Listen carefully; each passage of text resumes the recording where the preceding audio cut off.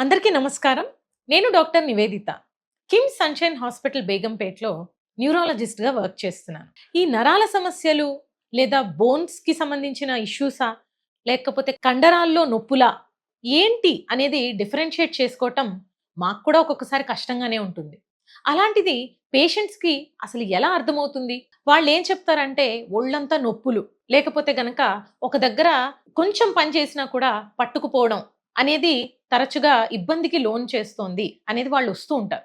సరే, ఇప్పుడు రొటీన్‌గా మా ఎగ్జామినేషన్‌లో ఎక్కడైనా నిజంగానే దెబ్బ తాకిందా? లేపోతే గనక స్ట్రెయిన్‌కి లోనయ్యారా? ఒక మజిల్ ఏదన్నా పట్టుకుందా? బోన్ ఫ్రాక్చర్స్ ఉన్నాయా? ఇవన్నీ తరచుగా పరీక్ష చేసిన తర్వాత రొటీన్‌గా ఈ రోజుల్లో తప్పనిసరిగా చేసుకోవాల్సొస్తున్నది విటమిన్ డి లెవెల్స్ అనేది. సో, ఈ విటమిన్ డి అనేది ఎందుకు లోపిస్తోంది? ఒకప్పుడు అందరూ ఇదే ఆహారం తిన్నారు, ఇదే లైఫ్ స్టైల్ పాటించారు అని ఉందా? లేదు. ఎందుకు? రకరకాల మార్పులొచ్చేసాయి. ఒకప్పుడు ఇంటి పనంతా వాళ్ళ చేతులతో చేసుకోవాల్సొచ్చేది. ఇప్పుడు అన్నీ మెషిన్స్ చేసేస్తున్నాయి. మనం ఒక స్విచ్ ఆన్ చేస్తే చాలు. అంటే అక్కడే మనకి ఎక్సర్‌సైజ్ అనేది తగ్గిపోయింది. ఒకప్పుడు పొలంలోకెళ్ళి, లేదంటే ఇంటి బయట ముగ్గు వేయడం, చిమ్మటం అదంతా కూడా ఎండకి ఎక్స్‌పోజ్ అవుతూ ఉండేవాళ్ళు. ఇప్పుడు ప్రతీదీ ఇంట్లో కూర్చొని మొబైల్‌లో ఆర్డర్ పెడితే వచ్చేస్తున్నాయి. సో, మనం సన్‌లైట్‌కనేదే అసలు ఎక్స్‌పోజ్ అవ్వట్లేదు. ఒక న్యాచురల్ వెదర్, న్యాచురల్ ఎన్వైర్న్‌మెంట్‌లోకి మనం వెళ్ళటం అనేది చాలా అరుదుగా జరుగుతుంది. మనం అలా వెళ్ళామంటే, అబ్బా! అదేదో చాలా కొత్త రకమైన యాక్టివిటీ చేసినట్లు ఫీల్ అవుతున్నాం. సో, ఇదే కాకుండా ఆహార విధానాలు మారిపోయాయి. ఒకప్పుడు ఇంట్లో చేసిన రాగి ముద్దనో, లేకపోతే రకరకాల పిండి వంటలు ఇవన్నీ మినప్పిండి ఇలాంటి ఐటెమ్స్ తోటి చేయటం వలన బోన్స్ కూడా చాలా గట్టిగా ఉండేవి.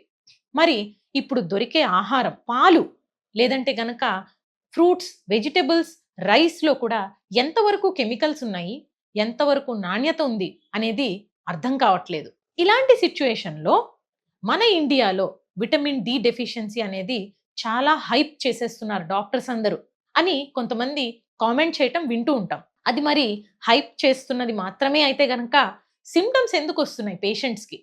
కొందరిలో మాత్రమే ఈ నొప్పులు వీటిలతోటి బాధపడుతున్న వాళ్ళని టెస్ట్ చేసినప్పుడు చాలా తక్కువ విటమిన్ డి లెవెల్స్ ఉండటం అనేది గమనిస్తాం.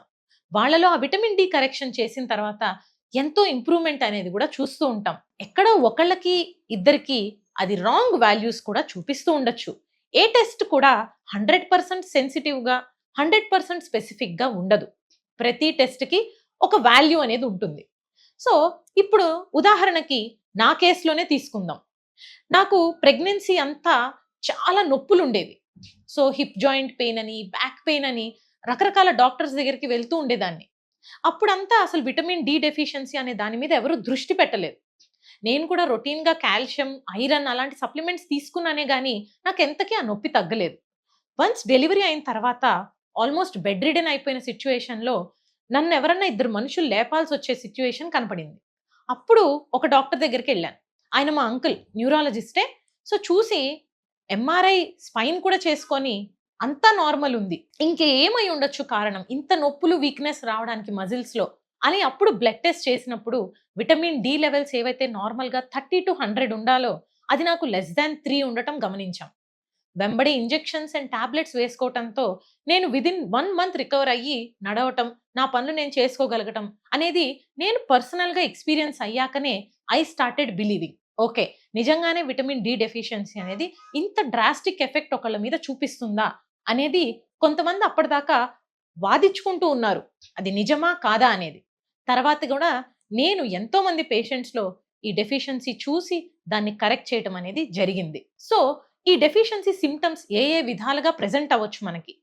చిన్న పిల్లల్లో అయితే గనక కొంతమందికి మందబుద్ధి, ఎదుగుదలలో మనకి సరిగా ఎదుగుదల అవ్వట్లేదేంటి అని గమనించటం. కొంతమందికి బోన్స్ వీక్ అయిపోయి త్వరగా ఫ్రాక్చర్స్ అవ్వడం, కండరాలు, నరాలు వీక్‌నెస్ తోటి రావడం, నొప్పులతోటి ఈ బరువులు ఎత్తలేకపోవడం అనే ఇబ్బంది. ఇకపోతే సాఫ్ట్‌వేర్ ఇంజినీర్లు గావచ్చు, డాక్టర్స్ కావచ్చు, ఉదయం నుంచి సాయంకాలం దాకా ఒకే దగ్గర కూర్చొని పనిచేసే వాళ్ళల్లో తరచుగా మెడ నొప్పి, నడుము నొప్పితో ఇబ్బంది పడటం. ఇవన్నీ కూడా మేము చూస్తూ ఉంటాం. విటమిన్ డి కేవలం సన్‌లైట్‌లోనే ఉంటుందా? కొన్ని ఆహార పదార్థాల్లో కూడా ఇది విరివిగా దొరుకుతుంది. ఫర్ ఎగ్జాంపుల్ మనకి మిల్క్, ఎగ్ లేపోతే మిల్క్ ప్రొడక్ట్స్ అన్నీ ఇకపోతే పల్సెస్ అండ్ గ్రామ్స్, కొన్ని డ్రమ్ స్టిక్స్ లాంటివి, avocado and green leafy vegetables, వీటన్నిటిలో కూడా విటమిన్ డితో పాటు వైటమిన్స్ అన్నీ కూడా సప్లిమెంటేషన్స్ చాలా మంచిగా దొరుకుతాయి. ఇకపోతే ఓవర్ ద కౌంటర్ దొరికే విటమిన్ డి ఫ్రీక్వెంట్‌గా వేసుకుంటూ ఉండొచ్చా అని చాలామంది అడుగుతూ ఉంటారు. అది ఒక పద్ధతి ప్రకారం చిన్న కోర్స్ లాగా మాత్రమే వాడుకోవాలి. తరచుగా అది టెస్ట్ చేసుకోకుండా చాలా హై లెవెల్స్‌లో ఉన్నప్పుడు గూడా విటమిన్ డి వేసుకున్నారనుకోండి, కొన్నిసార్లు అది లివర్‌ని, కిడ్నీని ఎఫెక్ట్ చేసి డ్యామేజ్ చేసే అవకాశం ఉంటుంది. అందుకనే ఒక నిపుణులైన డాక్టర్ దగ్గరికి వెళ్లి విటమిన్ డి లెవెల్స్ టెస్ట్ చేసుకున్న తర్వాత మాత్రమే ఆ సప్లిమెంటేషన్స్ అనేది తీసుకోవటం మంచిదన్నమాట.